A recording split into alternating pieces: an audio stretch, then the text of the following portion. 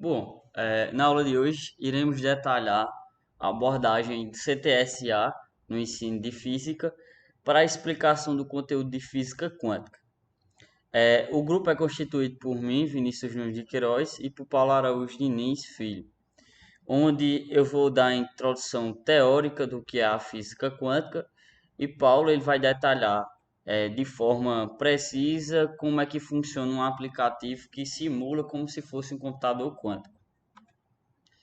Bom, a física quântica, ela se surgiu a partir de discrepâncias que aconteceram na parte de estudo de eletromagnetismo e física clássica, onde a gente não conseguia explicar de uma forma precisa, utilizando aqueles estudos de física clássica, o que é que aconteceria para aqueles estudos de objetos de forma microscópica. Aí então surgiu essa nova física, que ela é denominada de mecânica quântica ou também física quântica. E ela surge como sendo uma nova imagem do mundo. Temos uma frase bem famosa aí de Niels Bohr, que contribuiu também para os estudos de física quântica, e ele foi considerado como sendo o pai do desenvolvimento do átomo, onde ele constitui que o átomo ele é parecido com um sistema planetário, onde é constituído por um núcleo e uma eletrosfera, certo? E ele dizia assim: qualquer um que não se choque com a mecânica quântica é porque não entendeu. E realmente, ela é um assunto muito complexo, ou seja, existem N fatores aos quais constituem essa parte de mecânica quântica e como é que a gente consegue estudar essas formas microscópicas. Aí a gente vai detalhar de uma forma bem precisa e bem sucinta para vocês o que é essa mecânica quântica e quais foram as proposições físicas necessárias até surgir ela, certo? A introdução em si, a gente vai detalhar agora a parte histórica de como foi constituída essa física quântica. As mudanças ocorridas no início do século passado, ou seja, o século XIX, envolveram revisões radicais de concepções próprias da física, certo? A transição no mundo físico no último ano do século XIX para aquele visto 2 décadas mais tarde se deu através da física quântica, que é muito mais do que apenas uma teoria. É uma nova forma de a gente enxergar o mundo, certo? É onde a gente agora vai não observar mais os corpos celestes, como era basicamente os estudos da física clássica, ou os movimentos dos objetos dentro da superfície terrestre. Mas sim a gente vai observar as pequenas partículas que compõem o nosso sistema. A física clássica, a gente tem como exemplo aí Sir Isaac Newton, que ele foi fundamental e ele é considerado basicamente o pai da mecânica clássica, ou da mecânica em si, certo? Da física clássica, que é onde ele desenvolveu a física para analisar movimentos, ou seja, as variações de energia e força que atuam sobre um corpo. E essa física clássica ela era dividida em 3 partes: a cinemática, que estuda o movimento, a estática, que vai estudar as forças atuantes no corpo, e a dinâmica, que estuda as forças consequentes em relação à massa e aceleração. E Newton ele passou muito tempo desenvolvendo essas teorias e essas teorias deles perduraram durante muitos anos, certo? E era considerado como sendo uma física não só teórica, mas também experimental. Logo em sequência surgiu esse cientista que é chamado de James O. Clerk Maxwell, certo? Maxwell ele foi essencial para a gente classificar o que tinha sido estudado por Newton e aperfeiçoar em suas teorias, que também podem ser chamadas leis de Maxwell, que fundamentavam a teoria eletromagnética. As leis de Maxwell, elas serviam para explicar o que é que acontecia no campo elétrico, certo? O que é que como as partículas de cargas elétricas conseguiam se movimentar por um sistema e explicar como é que surgia um campo elétrico e entre outras coisas. Só que, porém, durante o século XIX começaram a surgir alguns problemas, que foram principalmente com os corpos microscópicos que não se encaixavam nessas teorias clássicas. E nascia então a nova física, que é denominada de física quântica, que é um objeto de estudo da próxima seção deste trabalho. A física quântica ela surgiu basicamente com os estudos de Max Planck, só que, como a gente já tinha visto, teve outros cientistas que compõem esse sistema. E essa física quântica em si, ela pode ser estudada também como sendo a mecânica quântica, que é a parte da física que vai estudar o movimento dos corpos de forma microscópica e que contém uma alta velocidade. As principais conclusões da física quântica são que, em estados ligados à energia, não se troca de modo contínuo, mas sim de modo descontínuo. Ou seja, a energia que antes a gente conseguia explicar na parte de física clássica de forma contínua, agora ela vai mudar e vai possuir uma descontinuidade. Ou seja, a gente vai ter coisas que vão ser trabalhadas com meios probabilísticos e que vai ser impossível a gente conseguir, ao mesmo tempo, dizer uma posição e a velocidade exata daquela partícula, certo? Renunciando o conceito de trajetória postulado por Newton e introduzindo um novo conceito, que vai ser a função de onda. Ao final do século XIX, os físicos começaram a se perguntar como definir a quantidade de energia de uma onda eletromagnética, que era absorvida pelos elétrons de um material. Por um lado, essas teorias mostravam a quantidade de energia absorvida pelos elétrons e não dependiam de onda, e sim da energia e do tempo que esses elétrons ficavam sob sua ação. Porém, os experimentos mostravam uma situação totalmente inversa. Segundo observações, a quantidade de energia absorvida pelos elétrons não dependia do tempo de exposição, e sim do comprimento de onda. É aí onde a gente agora vai entender como é que funciona o átomo. A estrutura que foi postulada por Niels Bohr, como classificado como um sistema planetário, e a gente vai entender como é que aqueles elétrons vão se movimentar em suas camadas na eletrosfera, certo? Agora a gente consegue dizer que esse movimento vai ocorrer da seguinte forma: não como uma trajetória, mas sim pela luz que é absorvida pelo elétron. Cada luz vai ter um determinado comprimento de onda. E esse comprimento de onda ele vai ser essencial para definir se aquele elétron ele vai subir ou descer de camada. E foi aí que então surgiu a física quântica em si para explicar como é que funcionam esses movimentos em escala microscópica. Coube então ao grande cientista Albert Einstein, baseado nos estudos de Planck, explicar corretamente qual era o fenômeno, como era marcado o nascimento da física quântica. Segundo Planck, a energia de onda eletromagnética era quantizada, ou seja, era denominado como quanta, e se propagava através de pacotes ou grãos de energia chamados de fótons ou quanta.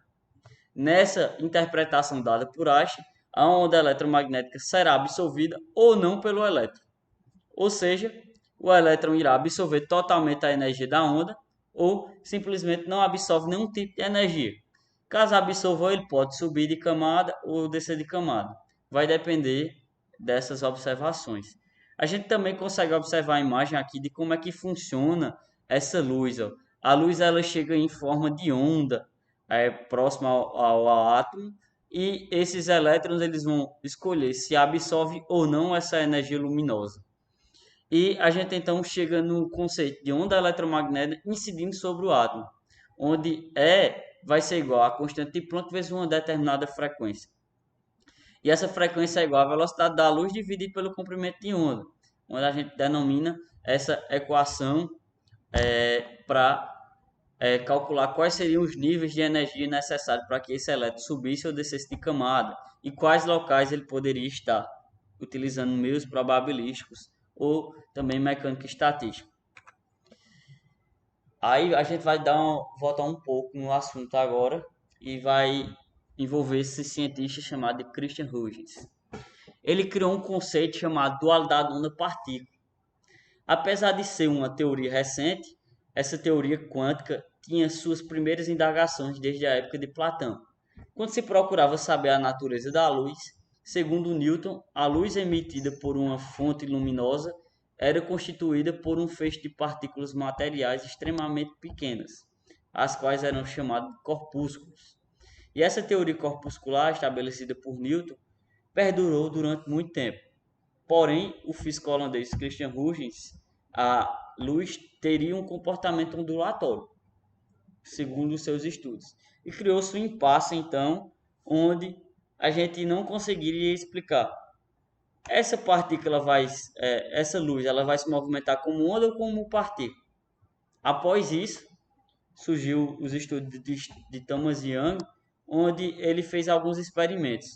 E esses experimentos eles foram capazes de medir pela primeira vez o comprimento de onda da luz solar.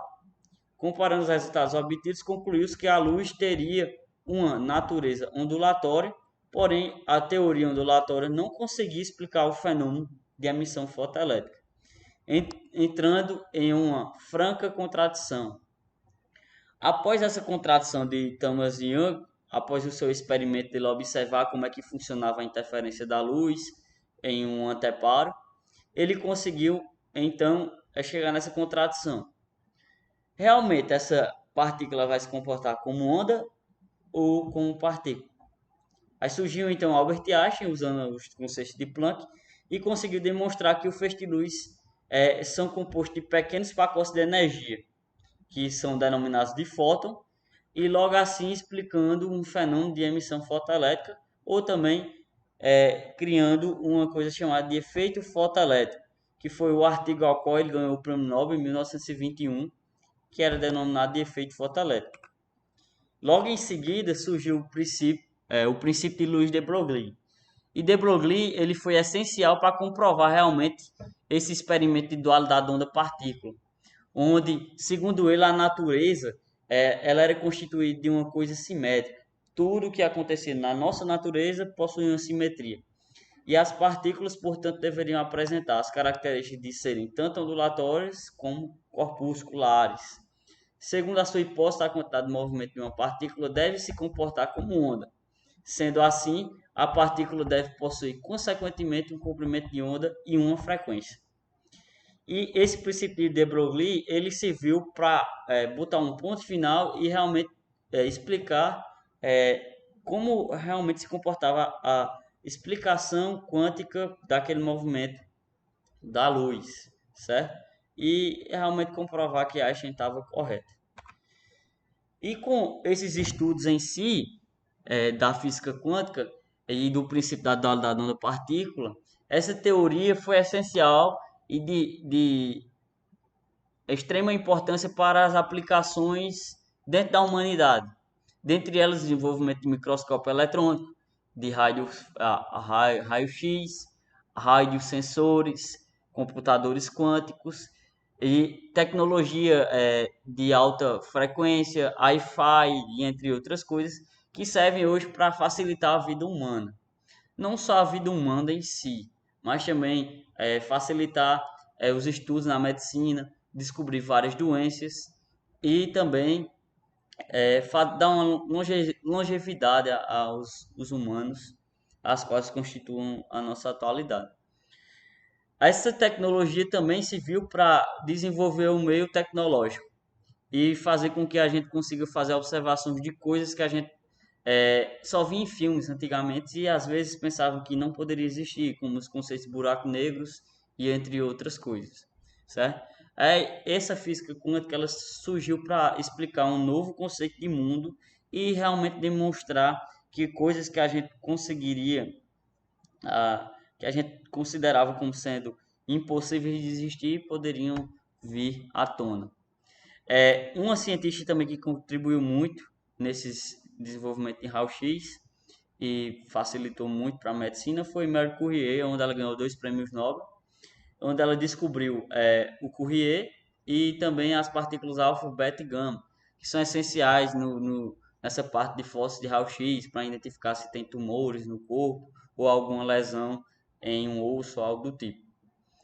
E o funcionamento do microscópio eletrônico ele é de essencial baseado nos estudos de ondulatório do elétron, onde o microscópio que ele é atualmente um dos equipamentos de maior importância na pesquisa de meios orgânicos e inorgânicos.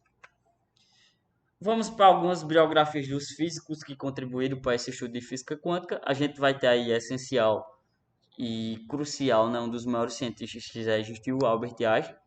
Ele nasceu em 1869 e faleceu em 1955. Ele foi um físico que propôs a teoria da relatividade, a qual ele é muito conhecido por conta dela, só que ele ganhou o prêmio Nobel em 1921 por conta do seu efeito fotoelétrico, que foi essencial para o desenvolvimento da física quântica, apesar dele não concordar, né, com a física quântica, que tinha até uma frase bem famosa dele que ele falava que Deus não jogava dados, que ele não acreditava na física probabilística e estatística em si, mas ele apoiou bastante na época os cientistas que trabalhavam nessa seguinte área. Nos seus últimos anos, a sua fama excedeu-se e se tornou um dos maiores cientistas da história, e ele era considerado um dos maiores gênios da física e da humanidade, tendo um QI de 240. Logo em sequência teve Max Planck, ou também chamado de Max Carl Ernst Ludwig Planck, nascido em 1858 e falecido em 1947, e ele foi considerado como sendo o pai da física quântica. Como consequência do nascimento da física quântica, ele foi premiado em 1918 com o Prêmio Nobel de Física, e durante a Segunda Guerra Mundial, Planck tentou convencer Hitler de libertar os cientistas judeus, inclusive Einstein era um deles, e ele não conseguiu, e após 2 anos ao fim da Segunda Guerra Mundial, ele acabou falecendo na Alemanha, e Gottwin. Temos aí Louis de Broglie, que é também chamado de Louis Victor Pierre Raimond. Ele era o sétimo duque de Broglie. E em 1892, ele nasceu e faleceu em 1987. Ele ganhou o prêmio Nobel em 1929 com a sua descoberta da ondulatória dos elétrons e evidenciando e comprovando o princípio da dualidade onda-corpuscular. Temos aí também Thomas Young, que era um médico britânico, nascido em 1773, falecido em 1829. Ele ficou muito famoso com seu experimento de dupla fenda, onde ele explicava que se a gente soltasse uma partícula de luz, ela, por uma fenda, ela atravessaria normal, mas se tivesse duas fendas, essa partícula iria se repartir e se uniria após passar por essas duas fendas. E foi essencial para a determinação do caráter ondulatório da luz e também para explicar como foi que os trabalhos de ótica poderiam surgir, para a explicação dessas ondas, ondas eletromagnéticas. Jung exerceu a medicina durante toda a sua vida e ficou bastante conhecido nos seus trabalhos de ótica. Ele explicava um fenômeno de interferência, certo? E também na parte de mecânica ele foi definido como um módulo de Young. Aí agora a gente vai entender como é que vai funcionar essa natureza ondulatória, certo? Agora na parte da física quântica em si a gente vai tratar de ondas, como é que funcionam essas ondas, como os objetos se movimentam, ora como partícula, ora como onda. Primeira onda, a qual a gente estuda em Física 3, e a gente também pode observar isso em alguns movimentos do nosso dia a dia, são as ondas mecânicas. Elas necessitam de um meio material para se propagarem. E sua velocidade de propagação depende do meio, certo? Ou seja, ela vai mudar de sua característica de acordo com o material que a gente esteja trabalhando, e sua velocidade também vai variar de acordo com a propagação da onda. E o que é que vai acontecer a partir desses estudos de onda? A gente vai conseguir observar alguns meios de propagação, como, por exemplo, a água e até mesmo os nossos olhos, certo? Eles são alguns meios a quais essas ondas mecânicas podem se propagar. Outro exemplo de ondas que a gente vai ser as ondas eletromagnéticas. Que agora essas ondas eletromagnéticas elas não vão necessitar de nenhum meio material para se propagar, apenas de energia, transportar energia, certo? A luz é um exemplo desse tipo de onda eletromagnética, que ela pode se propagar no vácuo. E elas atravessam qualquer tipo de material, seja ele material orgânico ou inorgânico, e é possível sentir seus efeitos sobre qualquer tipo de organismo. Exemplo, Essas ondas eletromagnéticas, elas são utilizadas para alguns objetos que a gente utiliza hoje no nosso dia a dia, como antenas, celulares, Wi-Fi, raio-x, ondas eletromagnéticas para micro-ondas, certo? Temos também computadores quânticos, tecnologia de alta performance, por exemplo, para carros elétricos e carros de alta potência, certo? Tudo isso a gente vai utilizar conceitos de ondas eletromagnéticas para poder desenvolver uma tecnologia com a melhor qualidade. E logo em sequência a gente vai entender como é que funciona ondas periódicas, certo? A luz, ondas mecânicas, ondas de raio-x, alfa, beta, elas vão se comportar como ondas periódicas. Ou seja, são ondas que vão ter um determinado comprimento, uma distância, um comprimento de onda, uma amplitude, vales e cristas, certo? E para que uma onda ela consiga ela fazer um período completo de oscilação, ela vai ter que gastar um determinado tempo, certo? E a gente consegue representar essas ondas de forma periódica.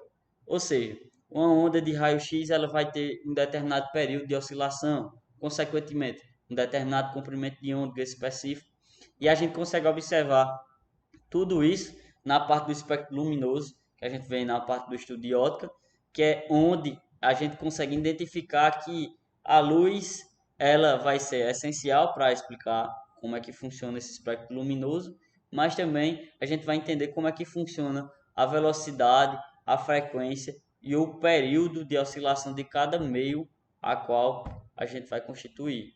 A onda de raio-x ela tem um determinado comprimento de onda diferente da onda eletromagnética da luz, certo? Que é diferente da luz ultravioleta e assim sucessivamente. Para cada um desses meios a gente vai ter um determinado tipo de período, frequência e oscilação e uma determinada velocidade, certo?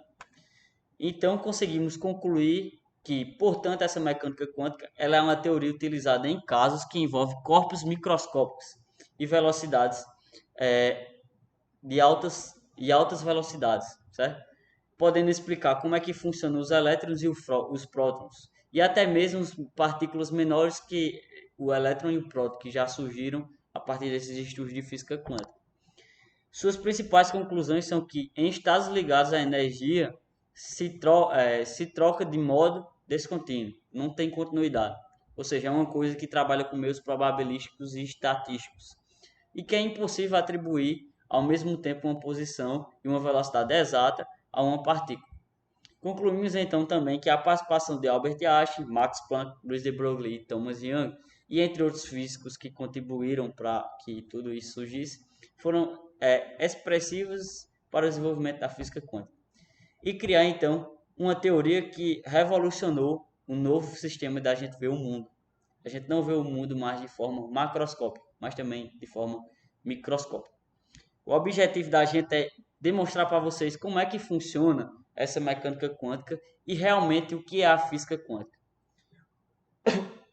O que esse estudo de pequenas partículas pode ser de extrema importância para o desenvolvimento tecnológico e humano dentro da superfície terrestre, certo? A partir desses estudos, por volta de 1905 até então, a tecnologia que a gente tem hoje em dia teve um grande avanço. Os estudos que a cada ano surgem são de extrema importância para a gente entender como é que funciona o nosso cosmos em si, como é que funciona e como foi que surgiu tudo que compõe o nosso universo. Paulo vai explicar agora, logo em sequência, para vocês como é que vai funcionar essa física quântica em alguns computadores quânticos e explicar o que a gente consegue desenvolver com esses estudos, certo? Muito obrigado e foi um prazer. Bem, dando continuidade ao tema abordado pelo professor Vinícius anteriormente, sabemos que a física quântica ela trabalha com coisas pequenas como moléculas, átomos e partículas subatômicas, como elétrons, nêutrons e prótons. Vamos fazer uma pequena analogia para darmos continuidade à nossa aula. Imagine que pudéssemos encolher cerca de 1 milionésimo de bilhão do nosso tamanho original e dessa maneira entraremos no mundo da mecânica quântica, só para vocês terem a noção do quão pequeno é este mundo, o quão pequeno é as ações, as situações que são estudadas nesse mundo tão pequeno. Então, professor Paulinho, você está dizendo que se eu tivesse, vamos hipoteticamente, se eu tivesse um poder de encolher cerca de 1 milionésimo de bilhão, eu estaria ali presente no mundo da mecânica quântica? Exato. Só para a gente fazer essa analogia, tá? O que acontece? As leis que controlam como essas partículas se comportam são diferentes das leis da física que estamos acostumados habitualmente.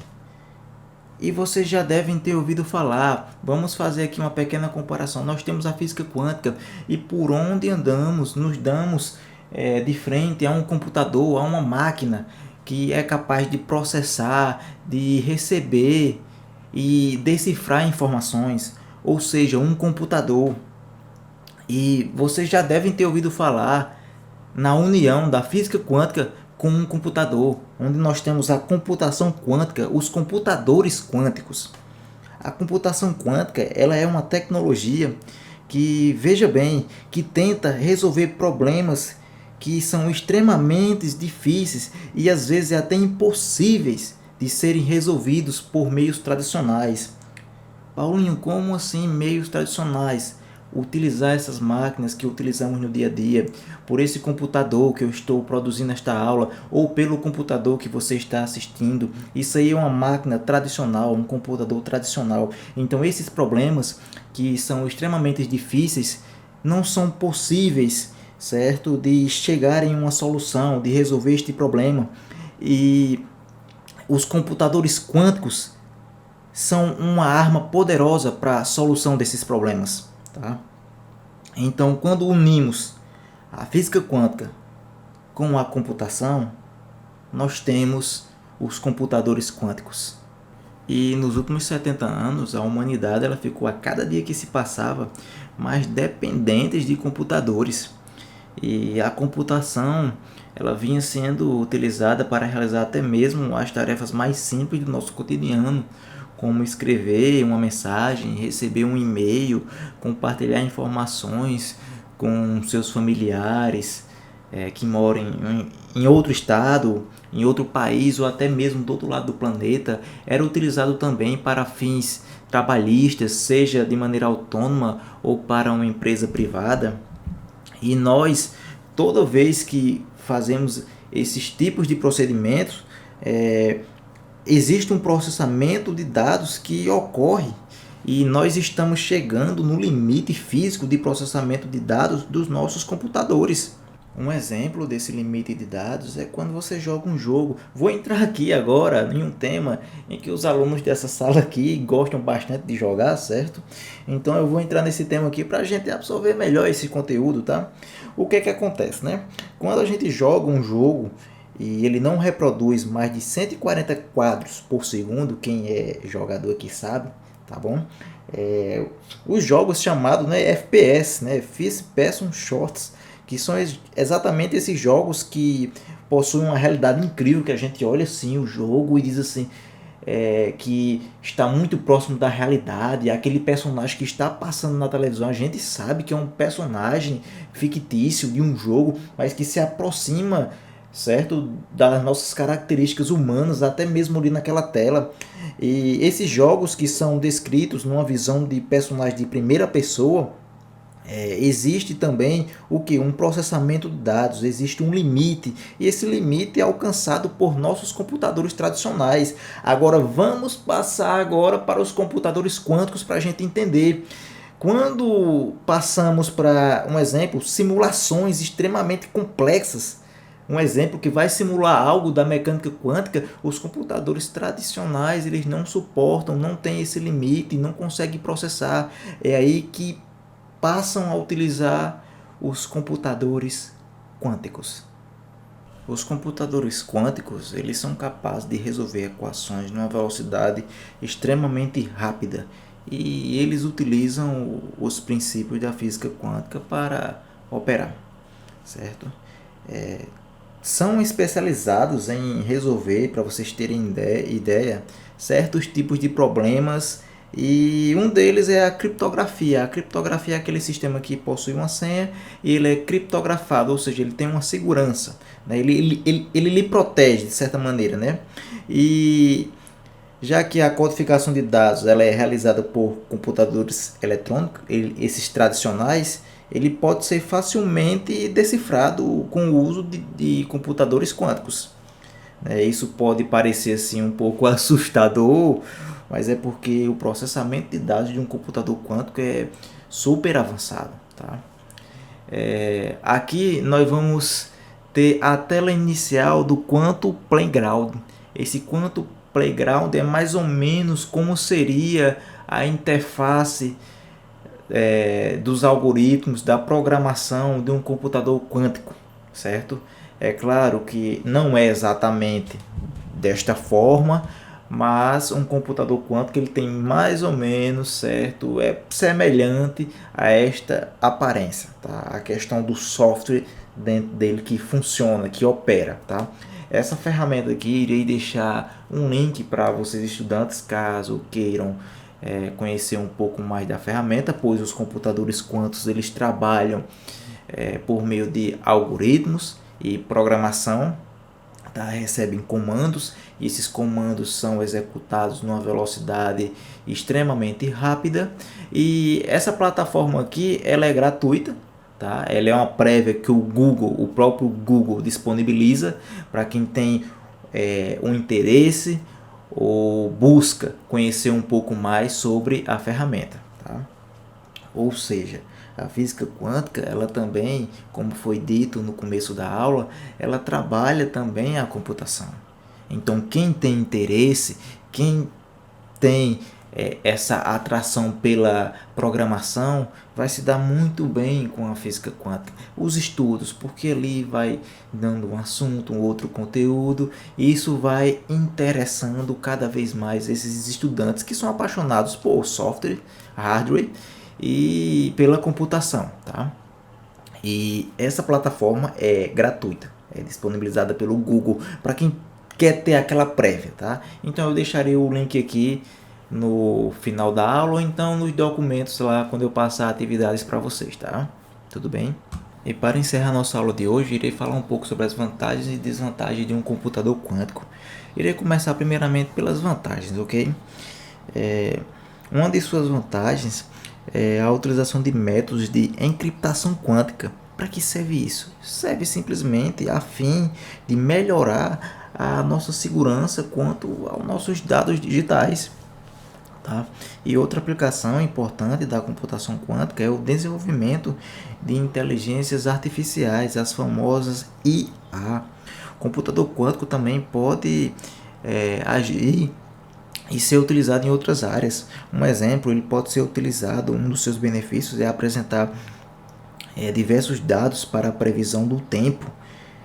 Pela grande quantidade de variáveis envolvidas, né, o computador quântico ele leva vantagem sobre o convencional e em termos de rapidez e análise, assim tendo dados mais precisos, tá?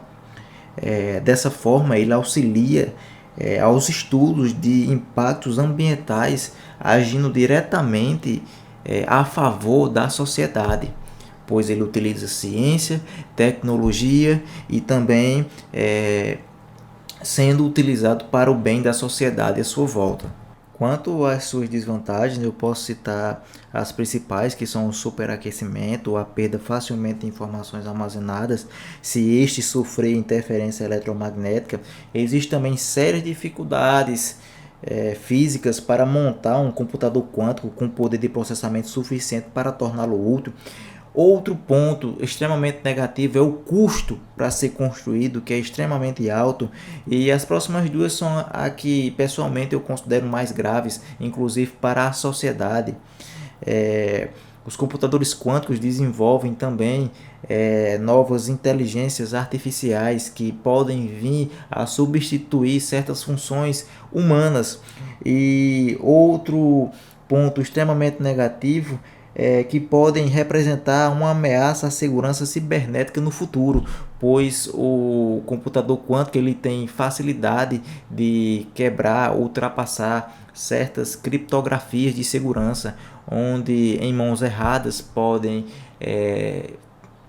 serem utilizadas para roubos de dados a nível estadual, nacional ou até mundial, né? Dependendo da pessoa que esteja utilizando.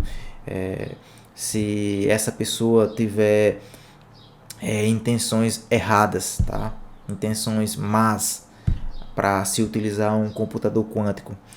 E eu deixo essa pergunta aqui para indagar vocês se realmente um computador quântico ele vale a pena, se ele mais ajuda do que atrapalha, se os benefícios dele são superiores aos malefícios ou se os malefícios dele superam, né, os benefícios. Tá? Então eu deixo essa pergunta para indagar vocês a pensarem, né, sobre a utilização de um computador quântico.